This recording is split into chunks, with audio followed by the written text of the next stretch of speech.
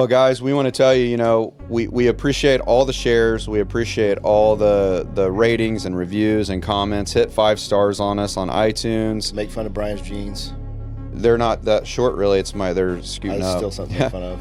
YouTube's been a good place, too. We've got a lot of people watching on YouTube and checking them out, so we appreciate the reviews there, too, guys. The two coolest things about New York, to me, are, the food's good. You can find food everywhere there. That's what the difference is, no matter what street you're on. Was it the shoes? I've got to start. But the second part that's so cool about New York is, no matter what direction you walk, as long as you're in not like super luxurious New York, the thrift shops are really cool. They're not like ours. The thrift shops are full of like super cool stuff because the big stores there unload. And that's what they cycle through their, the kind of stores we don't have here. So you end up in there and you're not getting like a 2-year-old pair of Levi's that aren't even cool anymore. But you get a pair of 25-year-old Levi's, those things will go for $100. Well, and it's like the random Coach wallet that you find in there, and you're like, this Coach wallet will hold up for the next 25 years. Amazing. I have the question because Bryan's shoes are brighter than sun hitting the forehead right now. I'm bald. And so since we're talking to the clothing guy, I didn't know this. I think you're going to enjoy this. I'm in New York, and I see people walking around in what looks like they put Play-Doh on their feet, like orange or purple shoes that look like they weigh 5 pounds, and I guess that they're a brand, and they're like $5,000 a shoe. They're very, very extravagant Are they shoes. like those Alexander McQueens I wear? No, they're big. They're weirder? Are they bright? Yeah. Okay. Well, I want to be fair to Kellen, being is that I have a photographic memory and all that, which some of people know this and some people don't know that. Just a couple of weeks ago. My mic? Am I good now? She fixed terrible mine. now. I knew that you were probably about to make fun of me, so I kind of screwed your mic up. Is it this one? It's your. Okay. Am I good now? Okay. Our cords get in any way, shape, or form folded. Messed up. They're off. We are They're off. totally They're off. But screwed. I wanted to say it in the Are we on? most non-confrontational way ever. Just a couple of weeks ago, I wore these shoes and Kellen complimented them. Same room, All right. same everything. It's the pants. I think it's the pants. It's the So- pants. They're actually covering his ankles. Pants. I think that I don't know what to do. For people need to know that these are black patent leather, black and gold Jordans. And no, I don't wear them that often because they don't go with everything, Kellen. Maybe it's the pants, Dad. It's the It color. could be. 'Cause Low they key- look good with something else. Low Man, I key, wore these pants on purpose. Low Was key, it I when- thought those was it- pants you were gonna be like pulling snacks out. I was like, hey, bro, we got 20 pockets. This is- Frank needs these pants. Frank needs those pants. definitely You know how many needs those knives you can hide in those pants? Oh, dude, you could If you get guys a, watch that episode, get a grenade launcher in these things. I did not know you could have 87 knives in a pair of pants. Pull up. Just in Pull case you up on needed them. 87 knives. Just be like, Did you figure I the mean, shoe thing out? I got a Lunchable in one of these looking. pockets. Yeah, bro. Like, I thought you were about to pull out some Arby's. Like, help us out a little bit. Like, So- it's after It's a lunch. New York thing. we got people joining. Kellen, you just spent some time in New York. Was that a work trip or? I've got a marketing partner that loves Jesus. Known him for like 5 years, and his dad just sold his company, and he's on the board of a homeless ministry down there that brings people to community, safe housing, introduces them to Jesus. And so we went down there for that banquet, but I took Tara for a couple days. I hadn't been to New York. She wanted to go, and I was like, well, let's go explore New York. And so we did. And like I told Thad, my takeaway is if you're in New York, you have to have a pastrami sandwich.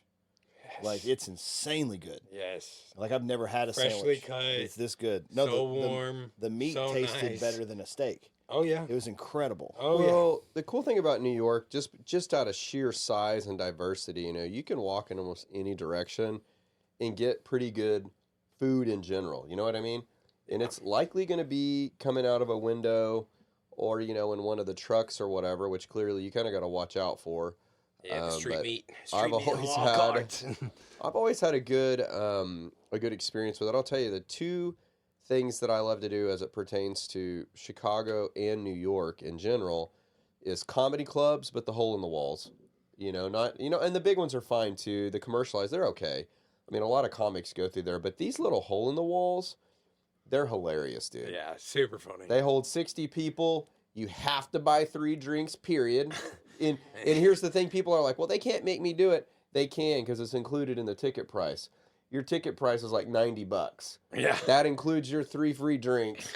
Whether you drink them or not, they don't care. That is on you. They already sold them They drinks. already sold them. So I actually kind of enjoy it because it's kind of fun to go. And, there was a place in Chicago, which you like to go to, Thad, being a Cubbies fan. I do. Oh, love a Chicago trip. Don't what's play with my heart. Jay Leno. It was Jay Leno. I ended up in a little spot one night with my friend Chris. And sure enough, this little spot got its name because Jay Leno, as like a younger Jay Leno, had started freestyling in this little spot. I swear this place held 65 people max, and that was like, asses to elbows in there. And it was so funny because the people they would pull up in there, you could tell were just local talent. It wasn't some traveling guy getting a big spot to go. It was like, hey dude, we're going to give you $250 and a basket of cheese sticks to do this deal. And they are hilarious. It's my little secret, like, addiction, like, thing that I can't give up is stand-up comedy. Guys, I just don't care what they say. I don't care. I feel like once they get, and I'm probably wrong for this, but when they get up on the stage, to me, they're entertaining. Yeah. And they can say absolutely anything they want. Now, I do believe you have to be careful about, when I say whatever they want, they can't be abusive and or racist to someone. For instance, I don't want to hear them talking about killing babies or hating certain colors of skin. Or now, if you want to make a couple of jokes about multiple people, I'm in. Make white guy jokes, make black guy jokes, make Indian guy jokes. I'm fine with all that. Don't focus, though. You can't just focus on one part. Right, because then you're called racist. Yeah, but what I mean by the freedom to talk is like, you're up here, you're neutral, you can come after all of us. Yeah. But don't, we're not going to laugh about murder, killing, none of that. Let's be real. When that starts to happen, I think that's weird. So within reason of like, can everyone laugh? And when people get weird about, I can't believe he's talking about white people like that. Why? We're weird. We do weird stuff sometimes. I mean, he's joking. But if he's not joking, he's still doing a job, and I'm fine with it. People just get so... Or the Christians. The Christians get so mad when the comics come after religion. I'm like, now here's what a comic should do. Like the other stuff. If he's going to come after some religion, go after a few, right? Don't focus on one. Because that just makes you look weird. But like, I don't care if he comes after it. If you have one joke about a religion and then you go to something else cool, whatever. Was it Zany's? Zany's Comedy Club up there? Oh, in Chicago? They have a 2-drink minimum with their like $25 It could ticket. be. A little hole. I don't know the name of it. It's been there for like 45 years. A lot of places do that now. It's smart. Yeah. Because you got a lot of people come in, maybe they say they don't drink. Cool, you don't have to drink this. The hardest working people I saw in New York, so we're walking around at night. Yeah. Which is way cooler. Like I didn't even know they had billboards during the day. I don't know where I was looking. There's all these shops and in like there's lights everywhere. In every 5 steps, it's a new store and a new restaurant. It's insane. It's such a small place. But there's some people working, trying to get us into little comedy clubs and giving stuff away or specials. And I mean, probably some of the best salespeople I've ever run into. And I'm like, you're not going to get me because that's never been to New York? That's not where I'm going now. Well, Thad, this one right here needs to watch out. Sometimes those guys work for the old strip club, too. Well, we went to that. I've been to Vegas. We went to Vegas. That's what they do together, guys. Like, so we know how that works. If you don't know how that works, the strip clubs and comedy clubs and weird places hire people. They go out. They'll have limos, cars, or whatever. They'll give you a free ticket and drive you to the place. They're getting paid for heads. Get people there. For bodies in these places. And the comedy clubs start doing it too. I think it's a great idea. If you can, because what you find in a comedy club is most people are going to start buying cheese sticks and drinks and stuff. So maybe you give up your ticket price to sell them $30, drinks. Yeah. Or whatever. So I could see that happening, but dude, you can get in some trouble in some of these places like that, getting into people's cars and taking free tickets and stuff, because that could be a free ticket to getting stolen. Wild we were in not in a weird way. Very rarely does my radar go off, and this guy was just mad. I was in Orlando, and we were at a big tech convention. We had some time and wanted to go to the other side of town, and it's a high end, like a restaurant, and the guys work in the hotel, right? Didn't speak. They were bilingual, but English wasn't their first language. They were talking to a cab driver, like grabbed a guy, but he wasn't in a marked car, and he's waiting, taking somebody else, and they start arguing with him about price. And the guy looked around there, and he looked at us, and said he was trying to screw you, and so got it down to the right price for us. We get in that car, and I'm like, is he taking us to the right place? Probably the guy that stole Ron's wallet. Yes. Yeah. Oh, poor Ron. You know that guy's getting paid by Johnny Tran. PSA. If you ever get into an Uber or a Lyft, and just know your ability to talk to that driver is before he picks you up, during the ride, and you're done.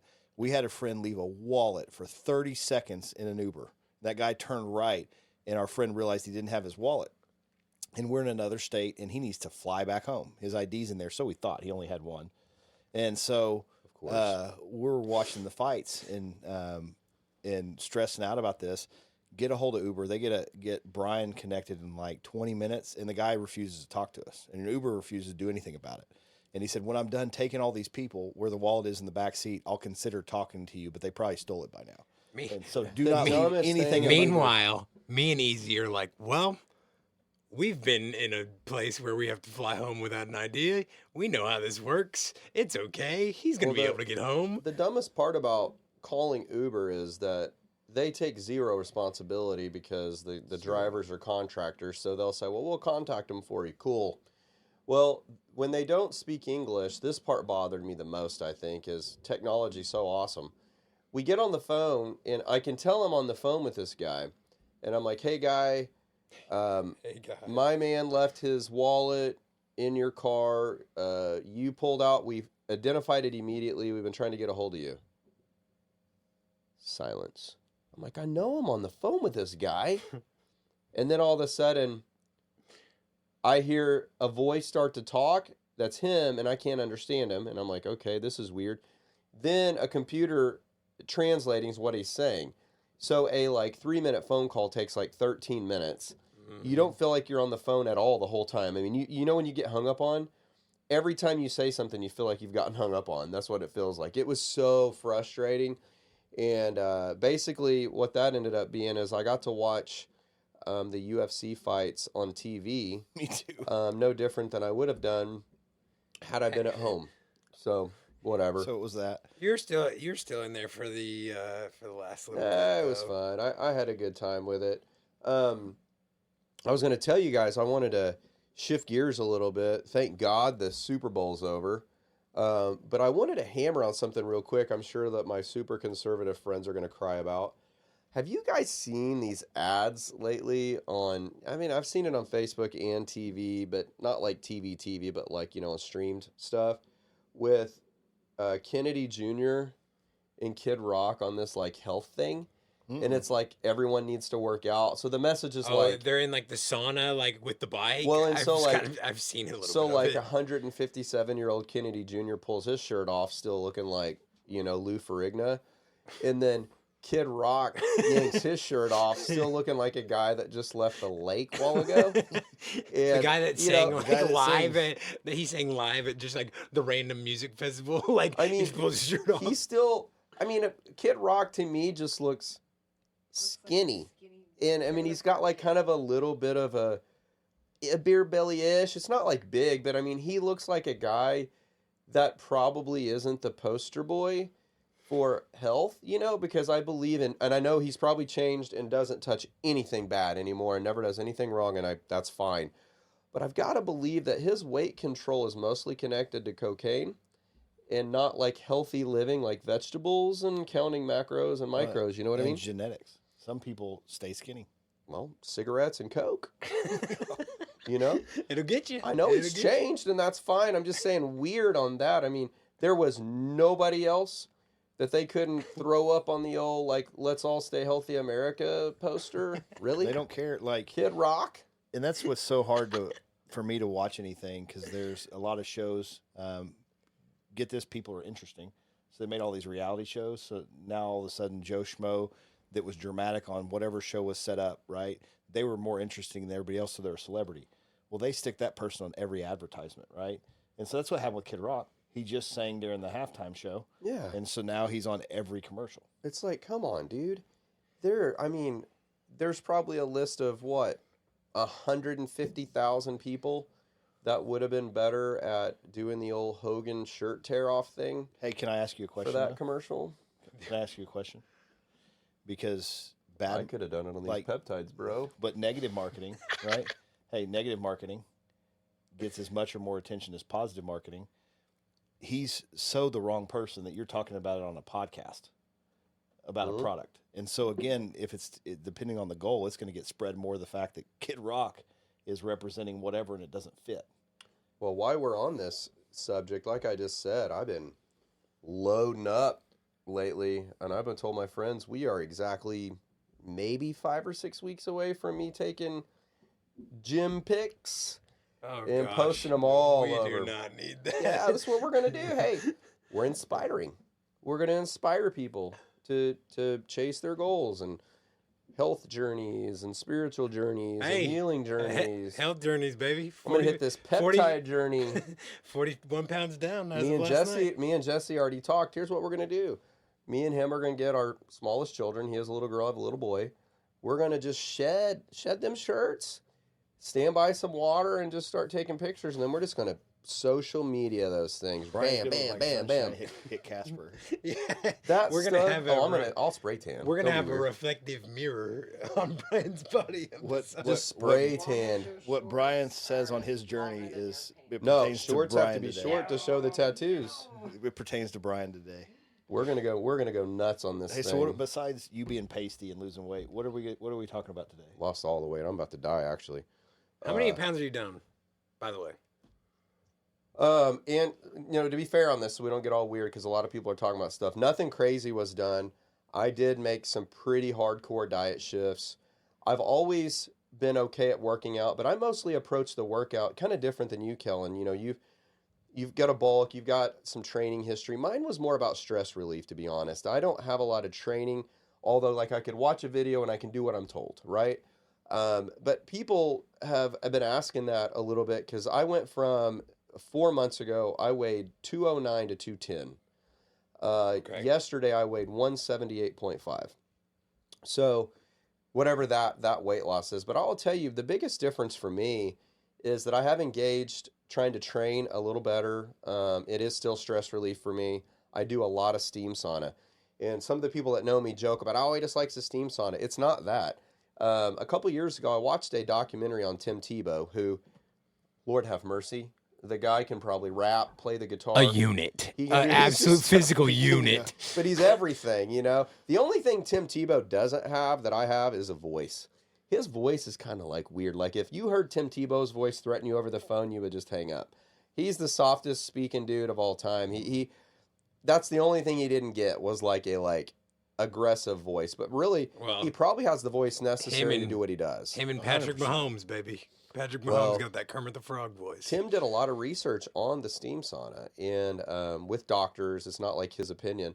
The steam sauna is really, really good about coming into your body and liquidating your organs a little bit. You get hydrated when we drink water, but it's like a reversed style of getting hydration to your organs. And so I do 20 to 30 minutes a day if possible in the steam sauna.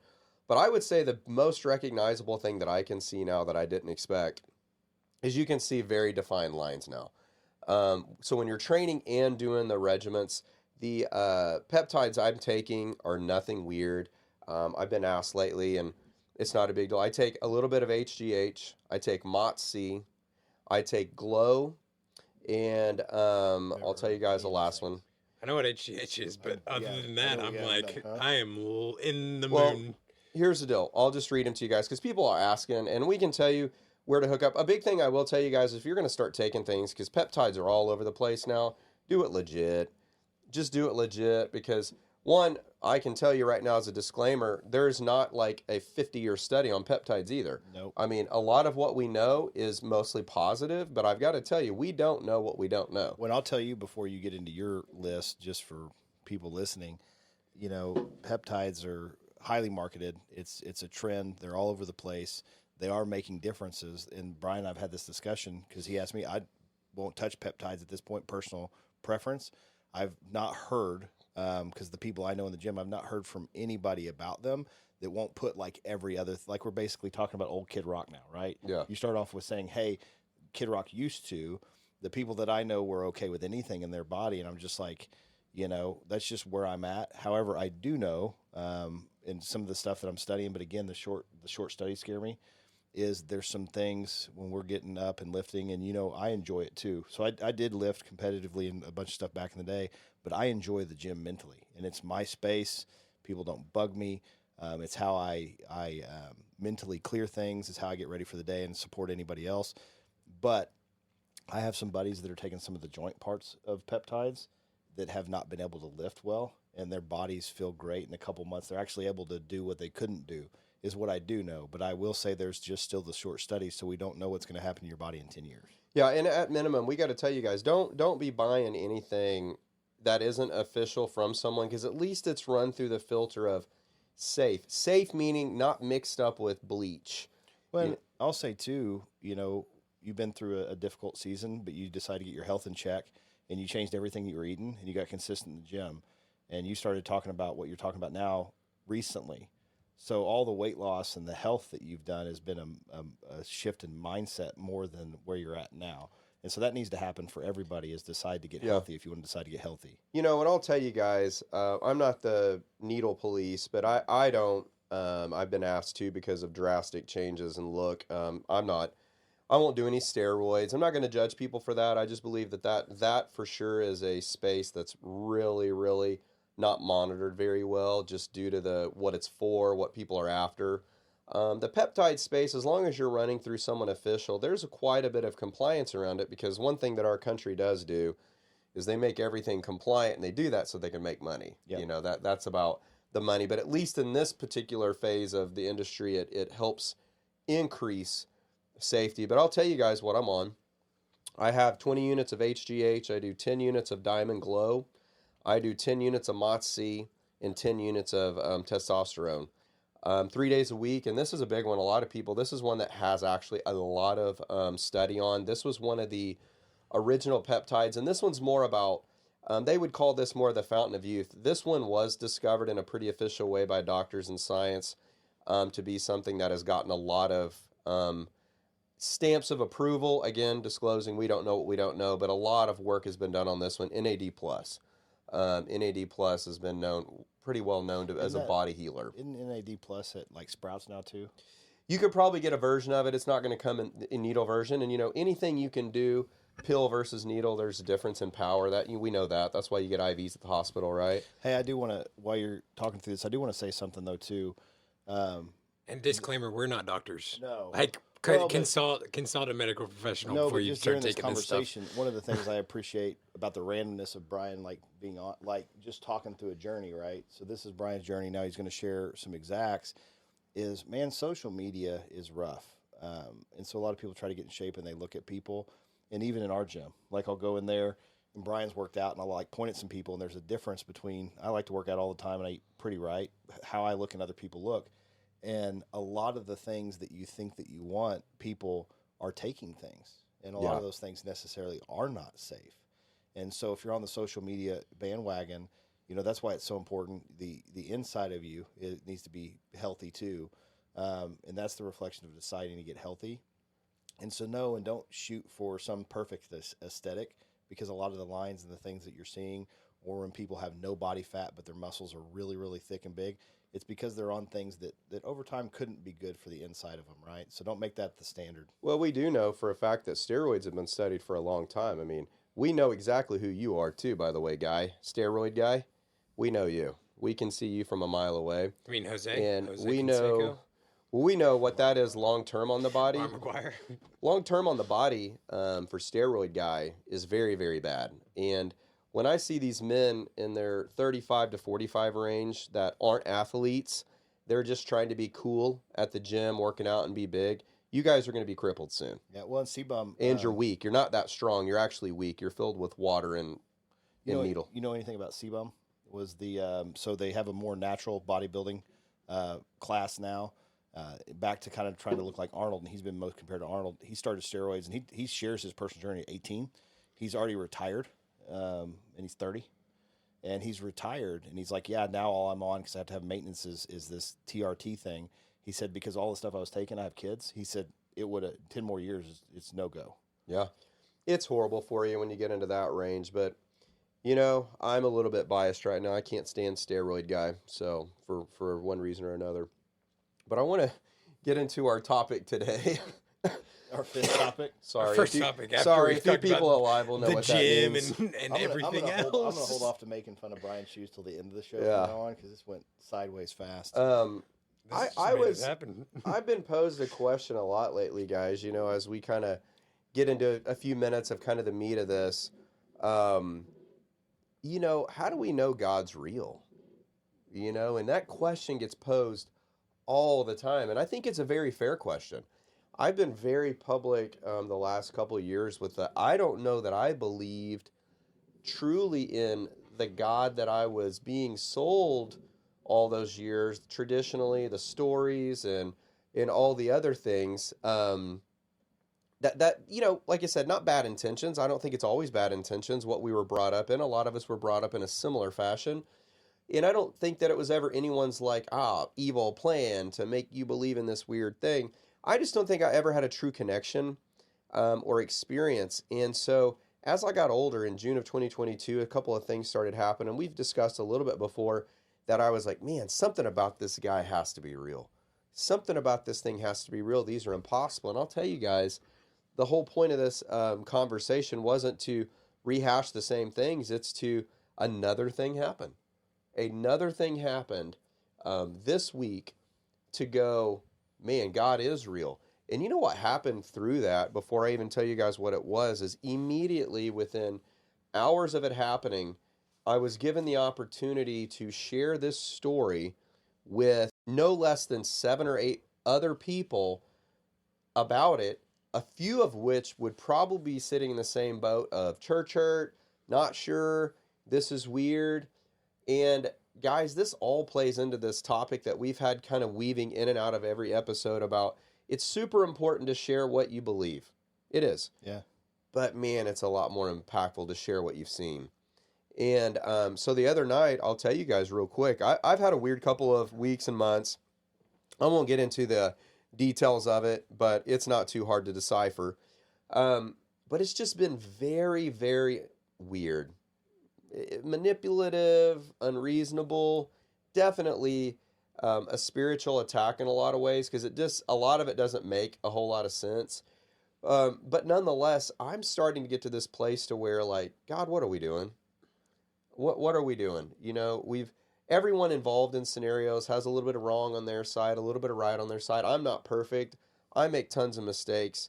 But ultimately, at the end of the day, I have no desire to hurt anybody, haven't hurt anybody, haven't gone after anyone. And I'm like, Lord, what is going on here in this world to where people have to shift so hard to one way to protect themselves? And what you end up finding out is they're actually protecting their guilt. They're protecting their embarrassment. They're protecting getting called out on things. And when people do that, they get defensive and they fire back at someone that never even fired at them in the first place. Hurt people. And so what happened is the last couple of weeks, I've been prompted, and I mentioned this, I think, a couple of weeks ago, and I know I've talked to you guys about it. The Lord's been getting me up late to pray. And I'll admit to everyone listening and you guys, I'm horrible, guys, at regimented prayer. I'm horrible at it. I find myself praying on and off during the day, which I think is fine, and everyone should do it. But there is a lot of power in just undistracted, focused prayer time. I'm not great at it. I'm pretty good at praise and worship time because I enjoy it. It's peaceful. I'm horrible at Bible reading time. I believe that that's important too. And we've always got to work to do these things because it's really hard to want things to change and be better when we're not doing the things that it takes, right? And so it's like complaining in one hand and then like shifting it to the other hand.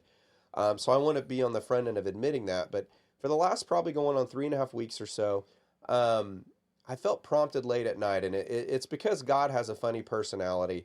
You're laying in bed, you're watching TV. By the way, I watch TV like crazy now on the shows because for 4 years I couldn't really watch any TV. I'll leave it at that. But I've been catching up on some shows, boys. And so, and late at night, my sleep habits are weird. So I'm watching these shows, and sure enough, guys, about 11:30 midnight, it started 3 or so weeks ago. It's like, pray. Why? I'm tired now. I want to go to sleep now. I'm done now. And you just can't shake it. You just can't shake it. And it's, you just know that it's not yourself. Because when you feel prompted to do something that's not bad or wrong, but it's something you definitely don't really want to do, there's something to that. It's not like I was, feeling tempted to go smoke a cigarette. Really much just and guys, when you feel like you're hearing God ask you to do something, hear this. I don't know that any of us can tell you for sure what that is specifically. It shows itself so differently, but here's what I can tell you. If you feel like you're supposed to do something like pray at midnight and you can't shake that feeling, it's not the devil. Yeah, It's not the devil, right? And it probably isn't you. I didn't really want to do that. And to be completely honest, I didn't have anything to pray about. And the options that I had of things to pray about also didn't want to. But you get up and do it anyway. An immediate peace. That's kind of one possibility. Okay, this maybe is the Lord. You feel peace immediately from obedience. Now, what do you pray about? And I won't go too deep into it, but I'll tell you what I ended up praying about for the last few weeks is things, opposition, people that could be construed as my enemy. That the flesh, the man in me would see as my enemy, which is super hard for me to do because when I see people as opposition or enemy, like I want to start pushing buttons.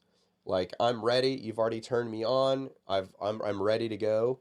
And I've had to fight that. So anyways, I'm doing that for a few weeks.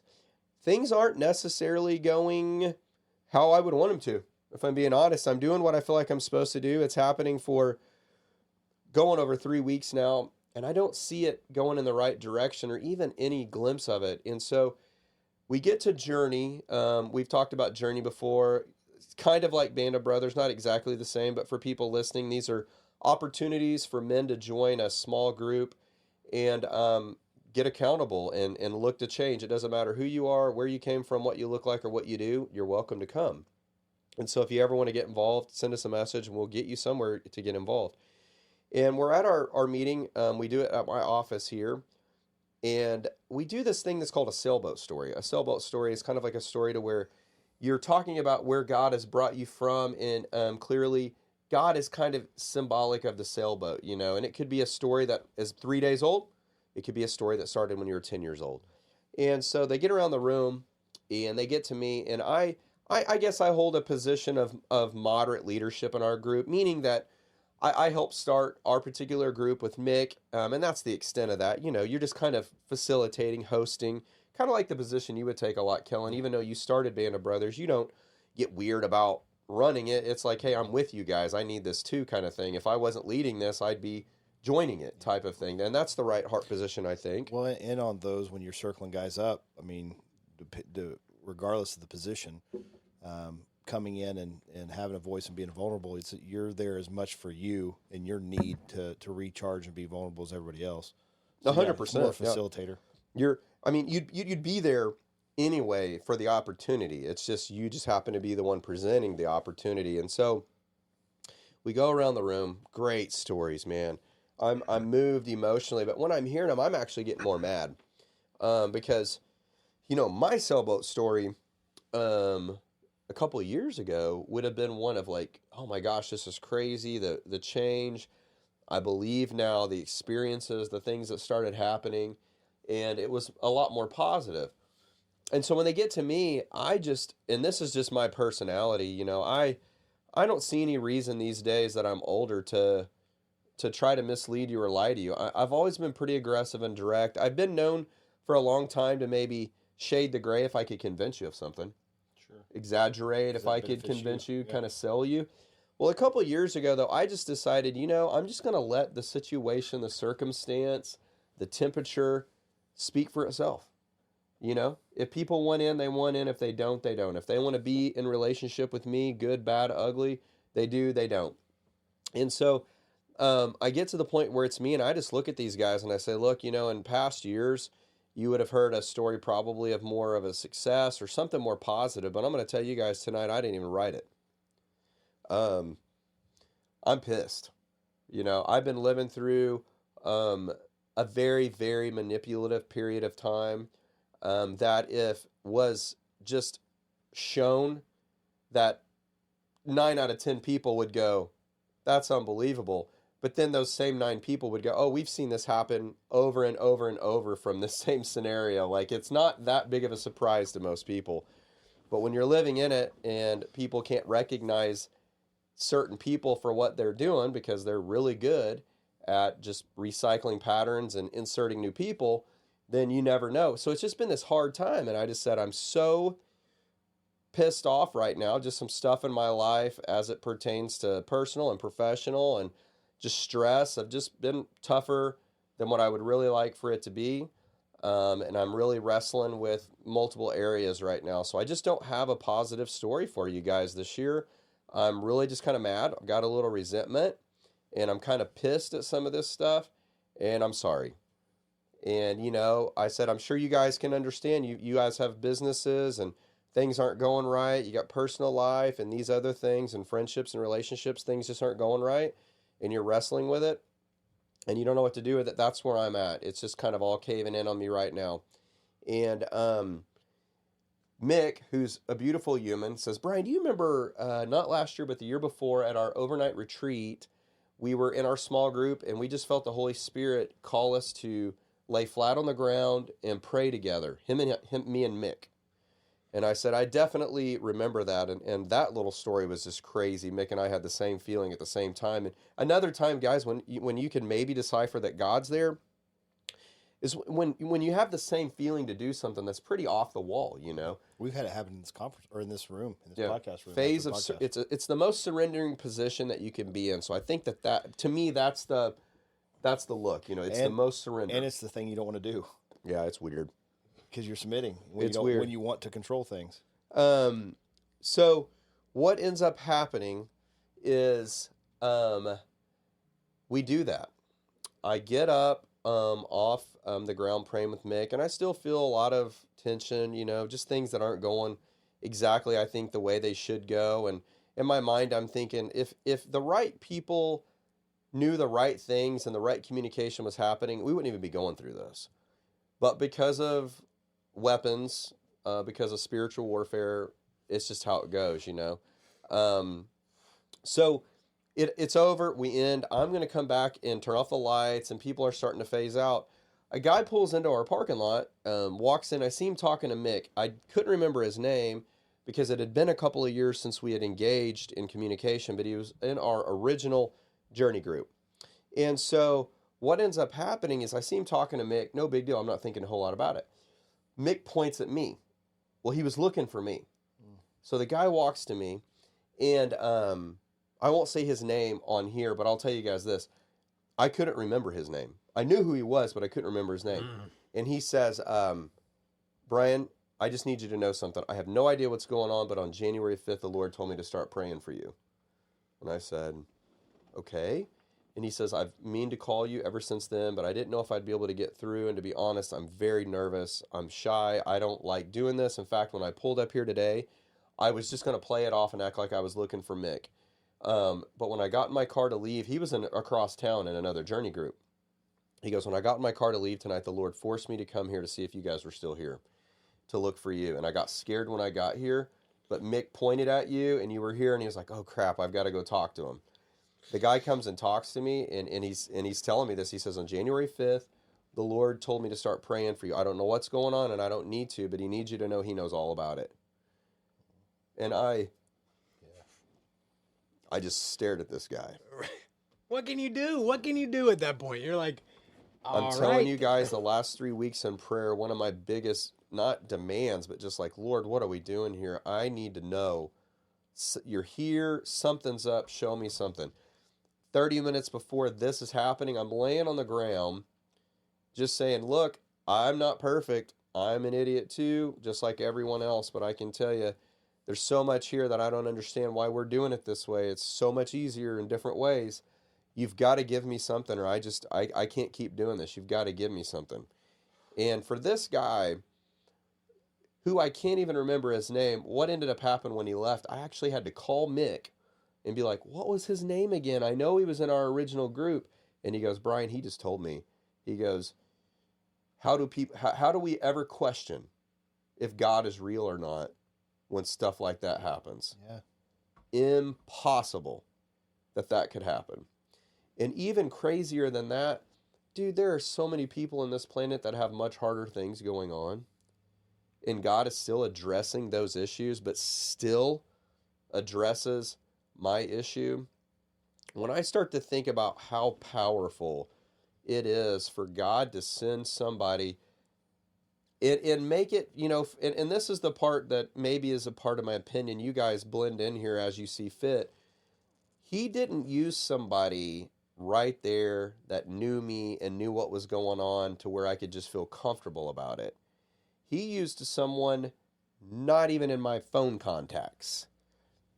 0% knowledge about me. In fact, the only knowledge this dude would have had on me would have been a couple of years ago at the good place on the mountaintop. Well, I'll tell you similar. Two things. We were in Brazil last time, and I got excited because we got to go to the prison, right? So I'm in Brazil, and we do prison ministry here, and Thad, there's a prison. I was like, how cool would it be to minister in a prison? And that's all I said. And then throughout the week, we meet a pastor that ministers in the prison. We ask, and we can't go. We're in Brazil. They have a lot of the same background, all this, the types of checks before you just go in. And the pastor's wife ends up coming to crusade and getting healed, okay? And so we get in this prison. It seems pretty great. Seems like some things are lining up. We're in the LGBTQ district of this prison, and a guy's at the end and requests some help, and specifically looks at the Americans because we're foreign, and just when somebody has an accent, you think they carry something you don't, right? It grows people's faith whether we like it or not, that they brought something there. And he's been tormented. Ends up finding out this guy's sold himself for sex for 10 years. Dad was consistent, never approved of his lifestyle or his behavior or what he's like the drugs and all the things, and basically the way that the son's viewed himself for so long, right? Mm-hmm. And he gets all cleaned up, and his dad dies like the week later. And so he can't forgive himself. Went over and ministered and cleared all that out, but like 6 other people were watching, right? But this guy had been asking for help and for somebody to come into the prison that could help him with what was going on for like a month. And dude, it wasn't like, if you get outside that story, I'm about to get emotional too, and you start going, like, I thought you did this for me, Lord. And there's this dude in a cell for the next 20 years that's been asking the Lord for freedom from something. And God aligns everything from people from another country to go there and minister straight to him. And I'll tell you something else that happened this week in the middle of spiritual warfare. So, Bryan, can I tell you when spiritual warfare gets serious? When somebody that you care about puts a gun to their head and pulls the trigger. And he's alive. But you know what's crazy? You know, we have a pastor friend whose dad did that when he was 8 years old, right? And he teaches out in Bixby. And the pastor friend, this young man that I know from our ministry that I worked with a year and a half ago and seen many more times, was free, got back into some old stuff, and ends up in the hospital hanging on by a thread because he pulled the trigger. He'd been out to see our pastor friend a couple times through another buddy that I had no idea. So you know who, like, I was delighted to see, you know who shows up an hour later to love on and minister to that boy's parents? Our pastor, who went through the same thing when he was 8 years old, right? And you tell me that there's a coincidence. No, God's aligning things for his good. Well, I'll tell you guys, when I start to think about when that was impossible. These are impossible. The other day, we have, Kellen, we told multiple stories on other episodes of seeing people healed, a blind person healed, people just pouring out the things that are hurting them. They're getting open with us. They just start to share. These things aren't an accident, the way God does align things. But I'll tell you guys still, I've seen him do some pretty weird stuff over the last couple of years. I'm still moderately speechless at what happened Wednesday night just because of how intricate and intimate it is. it was. And when I think about, Lord, I know the mistakes that I have made. I know where I've messed up, and still you are willing to Still you chase. engage some level of letting us know that you're a part of this. You see what's going on. And I'll tell you, what we've got to be able to do is, it's human nature for us when we're being wronged by people, for us to want them to pay. That's just human nature. We want them to pay. I want you to get caught. I'm so sick of the show. I'm so sick of the irony behind your judgment, and then all of a sudden you're doing XYZ. And it's normal for people to want revenge in some ways, but the Bible's pretty clear about revenge. It's not ours to have at all. And I believe God loves all of his children, even when we're messing up and being stupid. And so ultimately for me too, a lot of times when you think about revenge, when it pertains to two believers that have just gotten off the course and gotten at each other a little bit, I've got to believe that God's way of handling that is probably different than an actual enemy. Because are you really enemies? You're not really enemies. You've just let the world get in between you with some stuff, and now you're reacting and fighting and doing stuff. So you got to hope that the Lord is going to handle it. But for him to take minutes, I mean, when this guy looked in my eyes and he said, the Lord told me, guys, he just didn't really know me. I mean, had it been, I'll be honest, Kellen, had you came to me and said, man, the Lord asked me to pray for you, I would like that. I'd feel good about it. But also, in my weird brain of always dissecting, analyzing, and predicting, I'd be like, well, of course you're praying for me, Kellen. Yeah, of course you are. I'm not good. Right. Yeah. And you are praying for me, and you do care, and all of these things. But it's different. When a guy you don't know, has no clue, is actually moderately intimidated to even confront you with something, can't drive his car home, has to obey the Lord, to drive across town to see if you're still at a place, and still tries to talk himself out of doing this thing, and comes to your face, tells you the Lord told me to start praying for you on January 5th. And I'll tell you guys what I do know about this guy is he's one of those guys that you just know he's hooked up.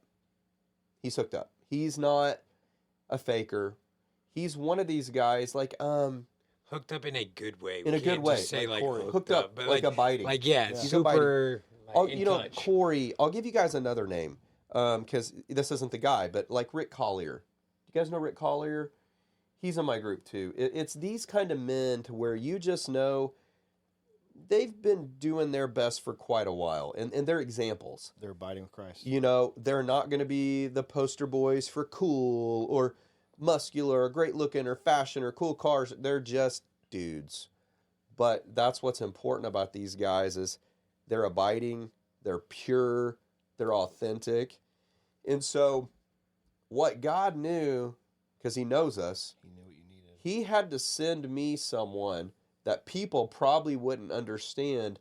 I have more respect for that style than a lot of other people might know. And here's why, because it's the opposite of me. He's the opposite. I mean, that guy doesn't care. He's just living great at home, does his job. He probably got a members only jacket. Lord, the whole thing. Khaki pants to everything. But you respect it because he's hooked up. He's abiding. And the Lord knew, had he sent me anyone that was really close to me or that I seen as too flashy, it wouldn't have moved me as much. Because here's what happens in our world sometimes is when people want to have a relationship with you for any other agenda or reasons, they might be tempted to share with you or get on your good side and say good things like, man, I'm really praying for you and I feel like this is going to happen. But sometimes that's hard to believe from the wrong people, and that doesn't mean it's wrong, but that's our human brains. Well, and you mentioned he knows you play. I mean, we know you play mental chess with a lot of things, and in certain areas it really is to your benefit. But when it comes to the intimacy of God, and that's why it wrecked you. This was intimate. Is God sent you something? It's something you have to listen to because you couldn't mentally chess your way out of it, and it came from an unexpected way, and it was only for you.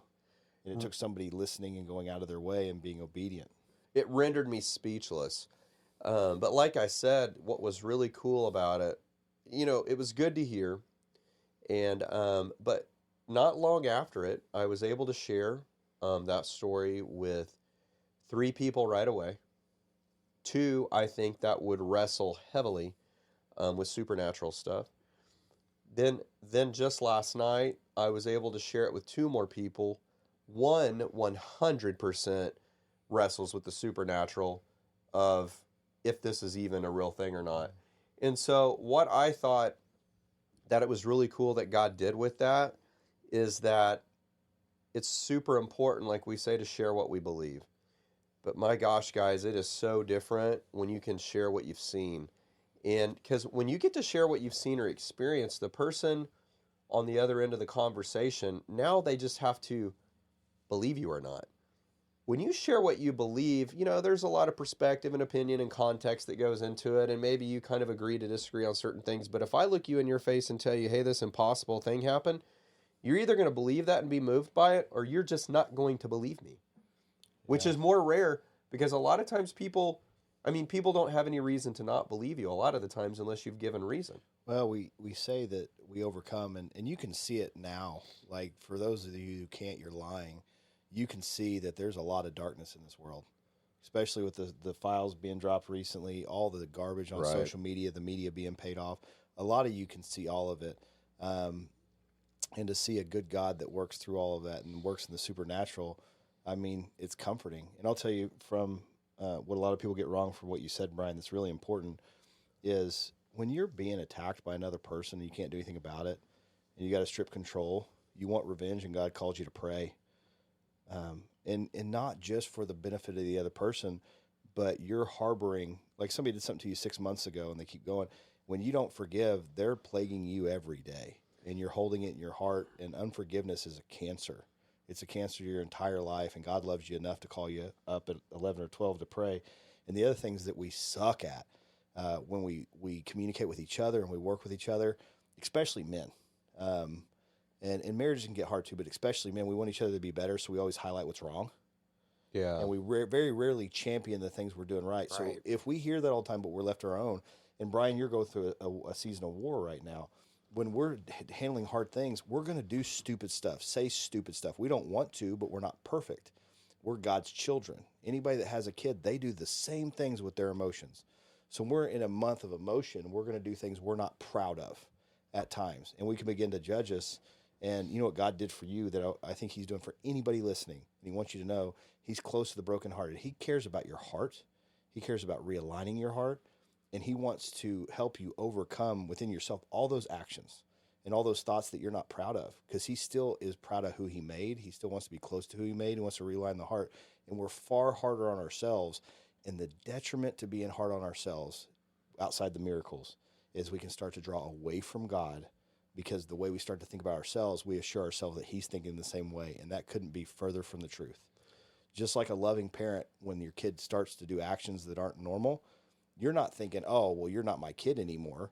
You're thinking, hey, if I can just pull you close and get you to listen, I've got the wisdom and I've got the love to set your heart in the right direction, and your actions will flow from that in the right direction.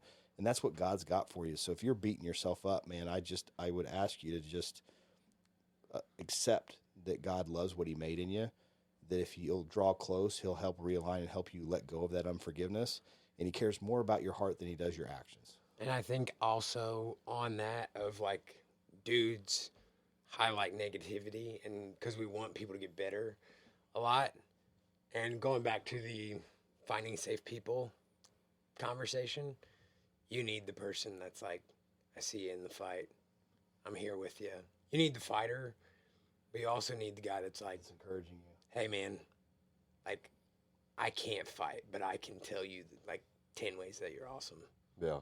And I can tell you that, like, you're doing a good job. And sometimes we don't hear that from dudes. We hear that from random people on the street, random customers, whatever. But we don't hear I see you and I want you to keep going. Even though you're in the pain cave. Even though you're in, like, a hard season. I see you and I want you to keep taking one step forward. One step. I think a big thing we need you guys to catch on here too is, and I want to say it just because I'm dealing with it firsthand. I know Thad and Kellen have probably dealt with it and maybe might be dealing with it now, but you're just never really ever going to convince someone that's wronging you that they are with your words, especially in the moment, because they've made an emotional decision to do something generally out of reaction, generally out of maybe getting caught on something, generally out of whatever, but you're going to be able to use logic to convince that person to change their position. All you can really do is not react and begin to pray. And so to your point, Kellen, over the last couple of weeks, I think what God was trying to tell me is, by praying for the situations that are going on in life that maybe seem as opposition, is you're in a way trying to pray peace over your scenarios and your circumstances, but it's really, really weird feeling to pray for the scenarios and people that are directly impacting you as the opposition. And it's really something that starts to move you, because it does defy logic, but it only defies human logic. It doesn't defy spiritual logic to do that.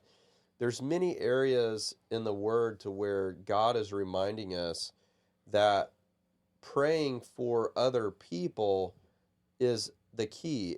And I don't know that you're really praying for them to see something happen with them. It's almost like you're praying to see something happen with you in the way that you're perceiving the situation.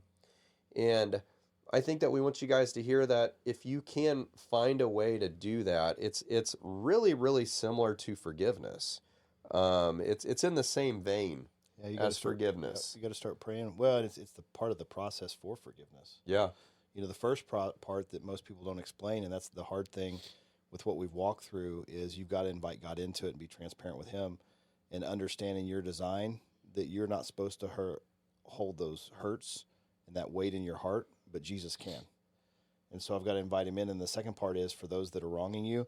And Jesus taught on this, and for every religion. Like, this is the part where, Bryan, have you done some study where you see, like, everybody be like, oh, he's at least like a great teacher? Like, nobody's ever, because of the Beatitudes. And so there's a specific part of Scripture, and this is super deep, but, turn the other cheek, let him hit right? Yeah. Hit me on the cheek, turn the other cheek. So, and then have you heard the walk 1 mile, walk 2 miles? When they ask you to carry something, walk a second mile? Yeah. What's happening, though, because people have to know what's happening to understand that, is that Roman soldiers, because you're less than, could strike you on a certain cheek. But if you turn the other one, it's the peer cheek now. Now they're hitting you. It's not something normal, so it's a reflection on them. And then you didn't say let him hit you a third time, by the way, right? Yeah, I was going to say, we're getting to the end. I was going to ask you, how do you feel about that third one? I kind of feel like, hey, you got 2 hits in, baby. Just because of learning the Bible, man, you get that second one in, I'm ready. So here's the deal, right? When we walk, like, it's uncommon. So I carry the bag for a mile, then I carry it a second mile, because the first one was expected. But it never says carry it the third one. If I get abuse on the second mile, and that's where you have to have people walking with you, and you and I've had this conversation, at some point, if somebody's has to have control or they continue to be abusive, you don't stay, you set a boundary. You can give the love of the Lord and give an opportunity. You can always pray from afar, but when you give the extra extent and love that they don't deserve and they don't respond and continue to try to destroy or hurt, you set a boundary to protect you and other people. And that's where it gets kind of challenging if you don't have the wisdom around you. The Bible doesn't say keep getting hit. It never calls you to just stay in abuse. And I apologize for coughing, guys. I've actually had a fever the last couple of days. Don't worry, you're fine. Well, you got those shoes on. You guys. I'm just the shoes here. Yeah. Dude, I never get sick, guys. I have one now, so don't be. I mean, obviously, I'm not all the way human, so it's not pure sickness. But I'll tell you, I did have a funny. See, I can't even laugh now without coughing. But I'm trying not to do funny things because if I cough, it's weird for me and for you guys on the other end of the microphone. But I do think about this deal just out of the spiritual side onto the man side. When we start talking about turning that other cheek, I'm seriously wondering how you guys feel about this. See, I feel like steroid guy is slow. He's going to be slow. So he's going to swing, okay? Probably going to miss. It's just, but that's one. Isn't it? Is that one? That's one shot. Tried, missed. I think he's missing the point to the story. No, hey, he swings again, right? Probably still pretty slow. Probably likely to miss. Are we in now? Are we in the ring now? Do we get to go? Well, I think the first time somebody walks up and just tries to punch you, you're in the ring. What about the turning cheek thing? That was for the time because they were slaves and they were treated like slaves and just got smacked. But if they turn the other cheek, now they're getting hit. One was culturally acceptable. The other one was a fight, and they were never called to like continue to endure abuse. Right? That's a reflection on the other person is how you respond. And I would say just learn some jiu-jitsu, choke the guy out so you don't have to destroy him. Just something casual. Just choke him out. I mean, this is where the church gets into silly conversations. Because I will say this. I will try to be as loving to you if you're attacking me as possible. I have kids at home. I'm not going to put myself in physical harm where I can't work, provide, or come home to them. So you are in trouble. And I will also say you can attack me, and I'm going to try to navigate for a while. If you attack people that are like, if I love the Lord, and if somebody comes in and starts trying to attack innocent people, they're not going to breathe long. If I can take life from them, because that's going to happen. I love everybody. We're here for the Lord for everybody. And this was the whole border crisis thing. No Christian, and this is absolutely wrong, goes, yeah, open our border and let women and children get raped. No, we are protectors. We are still men. Protect, provide, and pursue when we have a bride. But if somebody comes through my front door with my kids in bed, they're going to deal with everything physically I can do. I'm not going to Frank Mir them. I don't have 87 knives and know how to throw them.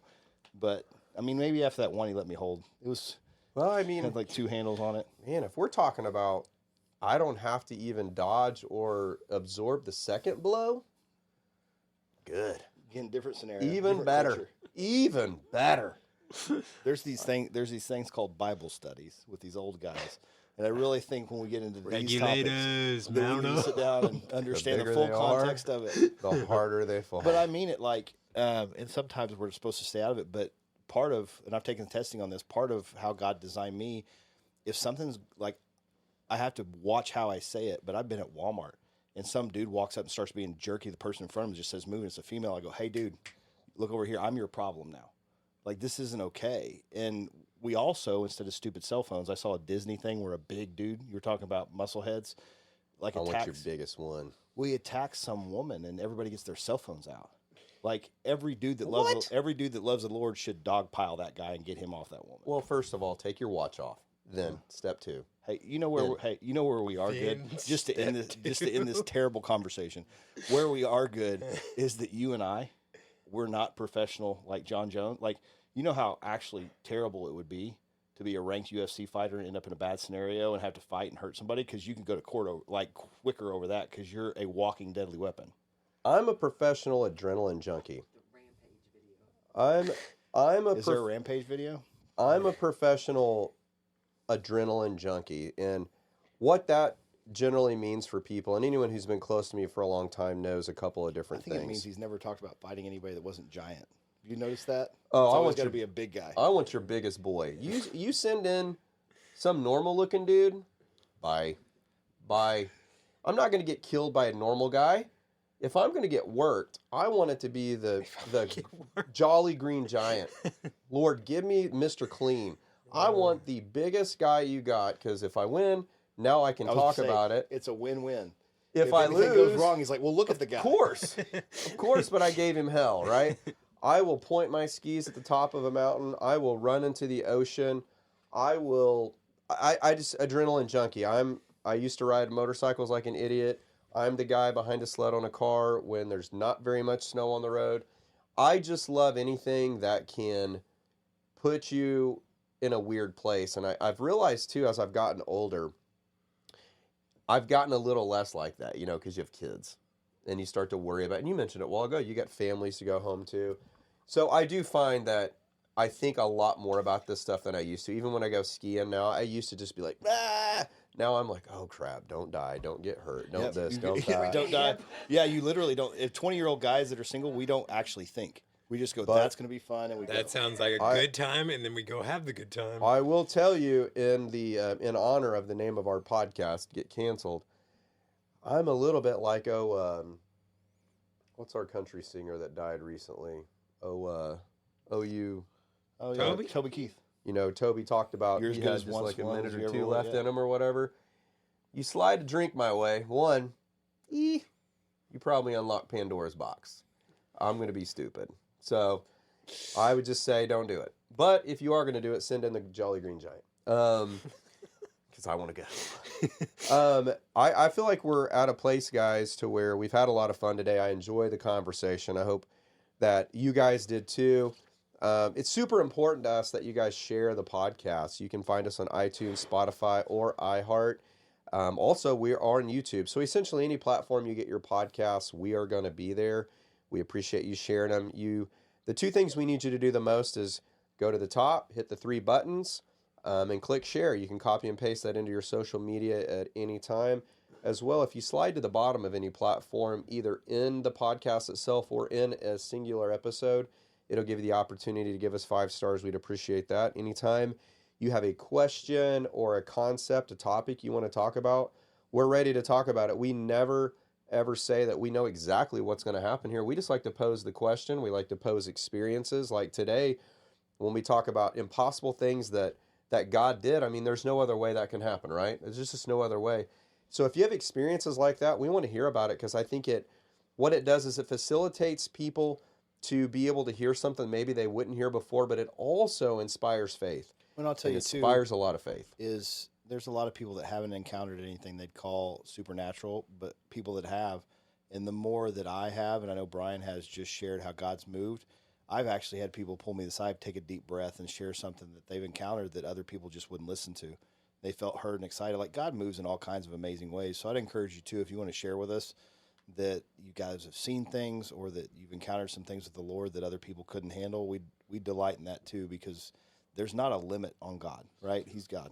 Well, and if you have a story that's just pretty crazy, we might even want to bring you on and work through it. Because you want to come? When we start talking about faith building, guys, faith is like one of the pillars of our belief system is this faith in hope in the unseen. It's in something that we can feel, but it's so crazy how we always talk about we can't see God. Yeah. But the other night, what happened was something you could see. It was more real Hear than and feel. seeing. And that's what I'll say is the supernatural, when God moves intimately like that and for you, or you see it for everybody else like you can see it, it's more real than seeing you right now.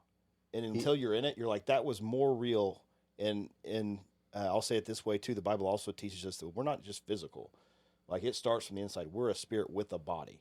And so something is aware and lights up inside you like you've never experienced before. Picture it this way as we end, guys. Let's say the other night, if you can slow down enough in the moment and go, because of how impossible that was, consider that God himself is talking to you. Yeah. Because that was impossible. Well, that's exactly what he was doing. He was using somebody else to speak to you. In human form, if you can picture when that's happening, just breathe that in, take that in. And in that moment, a while ago, that just now came to me as I thought about it. I wish I could have done that the other night. But as I sit here and think, that was so impossible that was no different than God himself talking to me. He was just talking to me through this other dude. And if you can just sit on that, and I would encourage you guys to sit on that concept as you think about, well, we can't see him. I think we did. Yeah. We did see him. We heard him. We felt him. He engaged multiple human senses in that one experience that added up to, in my life, 2 minutes. But do you know how many minutes it was for the other gentleman? Praying since January 5th. Yeah, but just think about that night.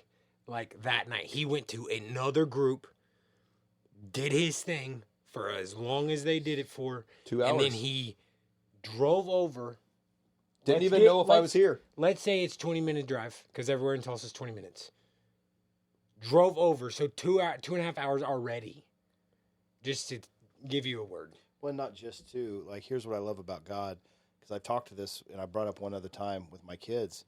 It's like, if it's the God of the universe, right? And this is how we talk most time, right?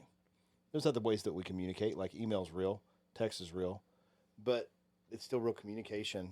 But if it's the God of the universe, look at how much he's accomplishing for how many people through that interaction. Like, he's God. And how much more intimate and how much more impact does God have, including the woman with the eyes that were blind than she could see, the faith risen, the impact on everybody. Like, God's just incredible. And he's not doing just one thing. He's impacting so much every time he moves. Well, I mean, we're at our time today. I can't hardly put into words, guys. I still haven't completely processed out that moment, and I've seen some cool stuff happen. So, I'm sure we'll continue to talk about stuff like this. But just to be completely honest, I wanted to bring it to the microphone today and talk about it with you guys, but I still am even having a hard time digesting it. It's like every time you see something God do something impossible, it almost like reestablishes this faith in you. And it sounds weird, and maybe I'm just one that does that, but believing is hard. Believing in what you can't see is hard, and the enemy will test you and test you and test you. He'll distract you. And one concept, and I'm going to present it today because I'd like for us to unpack it next week. So yes, I'm giving you guys a topic I'd like to talk about ahead of time. We about to have a real one next week. God definitely sends people into your life, but guess who else sends people into your life? The enemy. Satan. Satan definitely sends people into your life. So we're going to kind of talk about that and much more next week. We look forward to you guys rating us, reviewing us, and sharing us out there on your social media.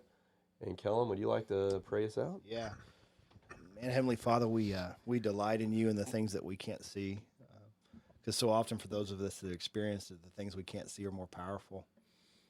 Lord, for all those listening that feel, apart from you, or they're asking, God, where are you at? Lord, that you would just respond to them in such a beautiful way and leave an internal impact on so many. And for so many others, man, this is just an opportunity that if you've experienced the love of God, to go back and remember it.